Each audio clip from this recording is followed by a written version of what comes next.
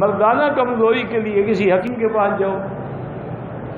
پہلے میں نے ایک آدمی کو بتایا تھا، وہ مجھے ابھی تک بیچارہ خط لکھتا ہے، پریشان کرتا ہے۔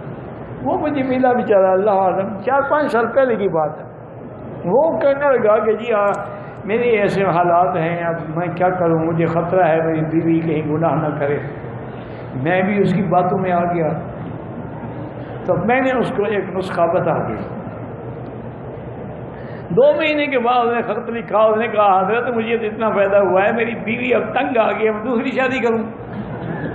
میں کیا کروں؟ میں نے کہا اس بیوی کو بھی وہی دوا کھلا دو، انشاءاللہ پھر تم بھی تنگ آ جاؤ گے۔ تو بیٹے اللہ وہ تو میرے دماغ میں سب نسخہ تھا، کسی حکیم نے بتایا ہوگا۔ ہمارے پاس تو ہر قسم کے لوگ آتے ہیں نا۔ اب یہ تھوڑا ہے کہ ہم حکیم ہیں یا جانتے ہیں۔ بہرحال یہ ہے کہ بزرگوں نے یہی لکھا ہے کہ گناہوں کو چھوڑ، یہ کمزوری جو ہے نا تمہیں، اس کا سبب گناہ ہے۔ جس نے جوانی میں گناہ کیے ہیں، اغلام کیا ہے، غلط عورتوں سے تعلق رکھا ہے، ہاتھوں کو استعمال کیا ہے، کمزور تو ہونا ہے، اور کیا ہونا ہے؟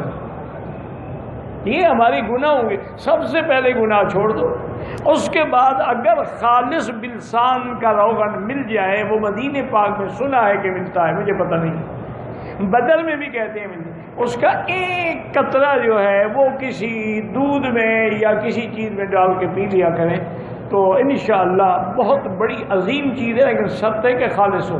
خالص نہ ہوا تو انشاءاللہ گردے جلدی فیل ہو جائیں گے۔